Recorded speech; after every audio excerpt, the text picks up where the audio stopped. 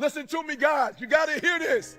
Number one, listen to me. Number one, I am giving you permission to be great. I'm giving you permission to be everything you were called to be, to do everything that you're capable of doing, to have everything you're supposed to have. I want you to have a house in California if you want one. I want you to have a house in Florida if you want one. I want you to have a house in Australia if you want one. Like, I was going to get my third house and somebody told me, E.T., like, what are you doing? I said, I'm about to buy another house. Like, my wife has MS and we need to get out of the winter and we need to get some vitamin D. And they were like, I wouldn't do that if I were you. I was like, well, you're not me.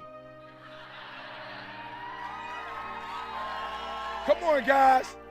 Listen to me. You have to be careful when you hang around average people. All they're going to do is tell you what they can't do, and that's okay that they can't do it, but that has absolutely nothing to do with us.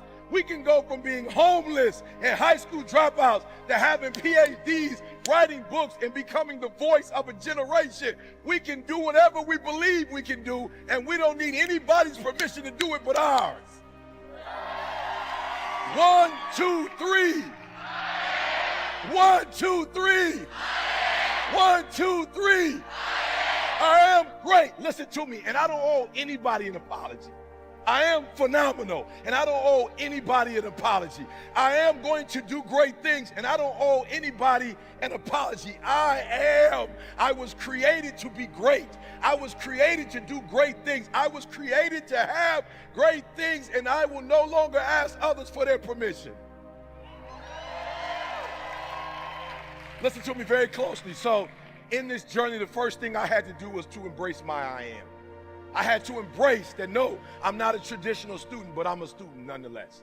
That perhaps I can't do it the way everybody else does it. I'll never forget in the PhD program, a teacher told me, a professor said, you don't think critically enough and you don't write well enough to do a dissertation. And I didn't get upset. I understood what she meant. She meant that you're not going to be able to do it the traditional route. What she meant was you're not going to be able to use your academic prowess to make this happen. But what she didn't realize, number two, which is important, first, I embraced the I am. Number two, what she didn't realize is that I had average academic skill, but I had phenomenal will. I had average skill, but I had phenomenal will. And so in order for us to have and be and do everything we were born to do is, number one, we have to kill the noise. We have to stop going to other people and looking to other people for their permission to do what only we can do. Listen to me very closely. It's our dream. Nobody's going to see it like you do it. It's your dream. Nobody's going to feel it like you feel it. It's your dream. Nobody's going to be as dedicated to it as you are. It's your dream, and they don't have to understand, and they don't have to like it, and they don't have to do it. It doesn't make a difference. It's your dream, and you, my friend, have been given the task to make it happen, and you can't let anything stop you from doing what you were called to do. And so listen to me. I embrace the fact that I'm not an A student. I embrace the fact. But what she didn't realize is that I was going to go to Michigan State University's library. And in that library, they had dissertations. And I must have pulled down about 40 dissertations till I found the one that looked like something I could write. Don't listen to me very closely. Average skill, but phenomenal will. And I'm telling you today that there will be some roadblocks. I'm telling you today that there will be some haters. I'm telling you today that there'll be some people in your family that don't understand. I'm telling you today, as you begin to take this journey, even as you're here, people are asking you, why would you come here? And why would you spend this kind of money? And why would you invest this type of time? And it's a scam. And why would you do this? And why would you do that? It's like, I just don't get it. Again, they don't have to. But what I need you to do is I need you to kill the noise. I need you to embrace the I am. And however you get it done, I need you to get it done. And so I went through 40 dissertations until I found the one. I was like, yes, this looks like something I can do. And I went through that dissertation for weeks, and I studied, and I studied, and I studied, and I looked at the patterns, right? And I studied. I said, okay, this is exactly how I'm going to do it. I'll never forget when I walked across that stage. I'll never forget when I got hooded. I'll never forget when the committee said, you passed. I'll never forget when the dissertation was done, I said, wrap that up in a gift wrap and send it to that professor. And let the professor know that no, I couldn't do it on your terms and I couldn't do it the way you did it, but I did it my way. I did it my way. And I got it done. Listen to me, number 3 is important. Number 3, guys, stop trying to do it like they do it. Stop trying to fly like they fly. Stop trying to run like they run. Stop trying to talk like they talk and do it your way. Watch this, guys. Watch this. This is so important. Like, you got to embrace I did it my way. You got to embrace that you're unique and you're special, right? And I remember when I first started speaking and when people say, where's your shirt and your tie?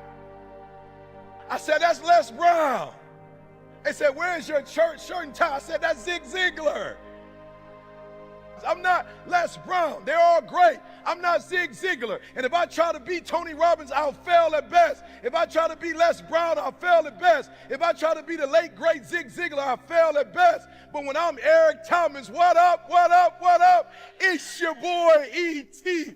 And welcome to another edition of Bring It From the Bottom. Thank God it's Monday. Oh, you didn't hear what I said. I can't be Tony Robbins. I can't be Les Brown. I can't be Zig Ziglar. I can't be the great Lewis Howes. I just can't do it. I can't be Sean Terry. But I'm going to tell you this. I am a great version of what up, what up, what up? It's your boy, E.T. Bring it from the bottom. Thank God it's Monday. 1, 2, 3. Ha! 1, 2, 3. 1, 2, 3. You are great. You are wealthy. You are unique. You are special. You are talented. And you deserve to have everything you want. You deserve to live your best life. You deserve it. And stop listening to the people who tell you you don't. Kill the noise. What do they know?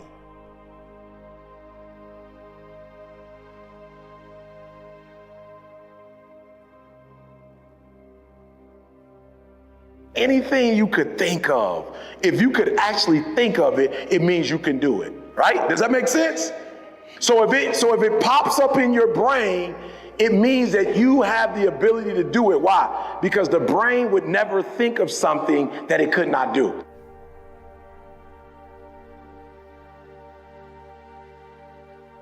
So I had this young man come to me the other day. He was kind of discouraged a little bit. You know, I've been mentoring him. He comes by my office and we spend time together. You know, I could tell he was discouraged. I said, what's wrong? He said, man, my dreams are too big. E.T., you think my dreams are too big, E.T.?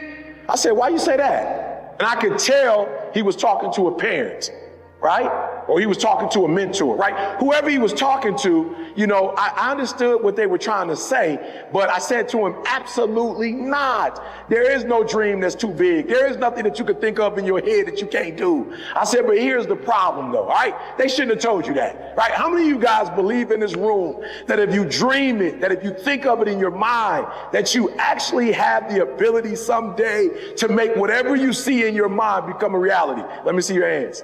Good. I love it. I don't care what it is. You want to play basketball? I don't care. You want to go to the moon? Like, I don't care what it is. Your dreams are never too big. Say that with me. My dreams are never too big because they're my dreams. And I can do it. Come on. I can do it. I can be it. I can have it. Come on. I can do it. I can be it. I can have it. No dreams too big for me. Come on, no dreams too big for me. Again, no dream is too big for me. Come on, no dream is too big for you. All right, but here's what you got to do. So I told him, I said, do me a favor. Keep dreaming. As a matter of fact, I'm asking you to write for a reason. So you wrote it in your phone, but when you get home, I want you to do me a huge favor. I want you to go write it right? I want you to write it. If you have a wall at home, like a whiteboard at home, if you don't, go buy one. You got a sheet of paper, right? Put the paper up on the wall. I want you to write it. Why? Because when you write it down and your eyes see it, you can do it. Listen to me. I believe this with all my heart. I literally flew from Detroit to Kansas today. I flew, guys. Watch this. 200 years ago, people said only birds could what? Come on, I'm just being real. 200 years ago, they said only birds could fly. No, a human wasn't meant to fly. Now, not only are we flying, we watching TV. We watching TV in first class. They making meals, right? In some planes, you could lay down. I went to Dubai a few months ago, and the seat that I sat in, it was like a living room, a big old 30-something inch TV. They're bringing people steak and duck and all wine and all kind of sweets and snacks, everything. You could use your cell phone. Imagine that. They said we couldn't fly. Now we texting while we flying. So no dream is too big. Come on, no dream is too big. Come on, no dream is too big. I can do it. I can have it. Come on, I can do it. I can have it. I can be it. It's only one person that's going to stop you, and that's you.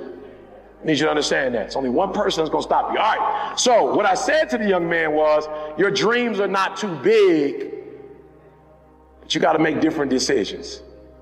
Does that make sense?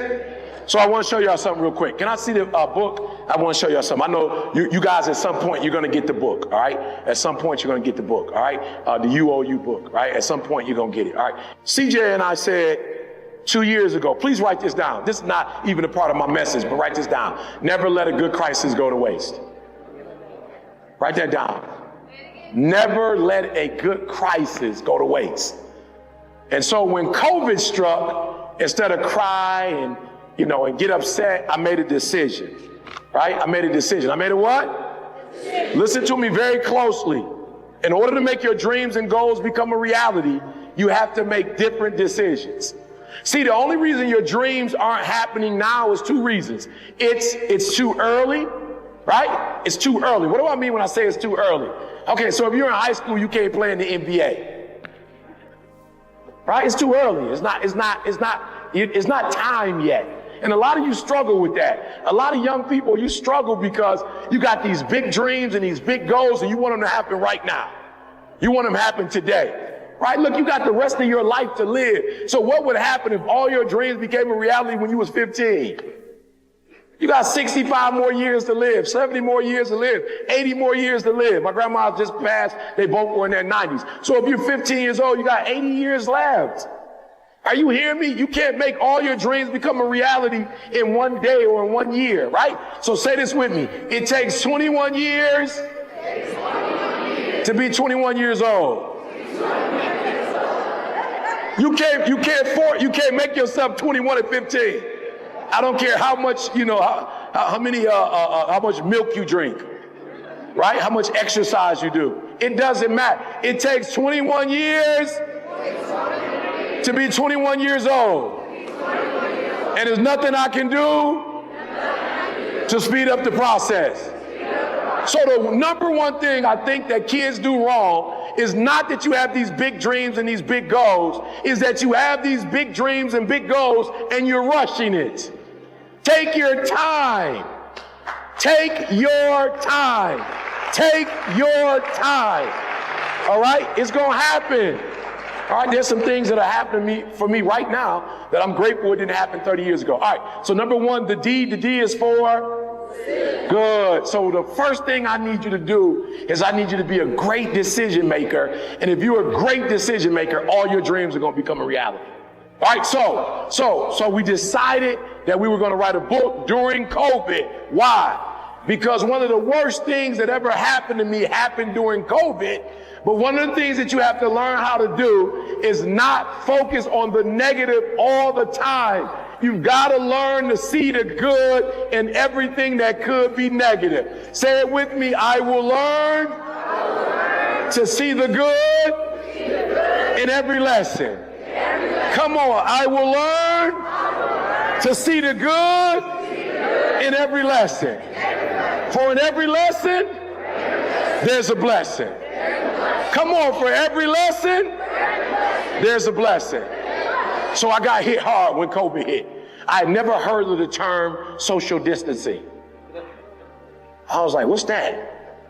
It was like, it's about to tear up your career. That's what it is. I said, what does it mean exactly? It said that you will never be able to, and we didn't know for how long, speak in crowd. This is how I make my money. Alabama football, Kansas, I work Kansas, Kansas State, I work with Michigan State. Like I go in the locker room, I go to colleges and talk to kids. And for over 18 months, I couldn't go on the road and speak. So I made a decision. I made a what? I made a decision to see the blessing in the lesson. Say there's a blessing in the lesson. Come on, there's a blessing in the lesson. And so it hit me. You can't go speak. You can't go on the road, but now you'll be at home all day. What can you do while you're at home all day? I can write a book. I never had time before. I was always on the road, packing, unpacking. I was always on the road, right? And so writing a book is better than speaking. Why? Because in order to make money speaking, you have to be present. When you write a book, it's passive income. While you're asleep and people buying it, you're making money. So I actually can make more money with a book than I can speaking. And sometimes tragedies strike not to hurt you, but to elevate you in a way. If the tragedy never happened, you would never be elevated. There is a blessing in every lesson. Come on, there's a blessing in every lesson.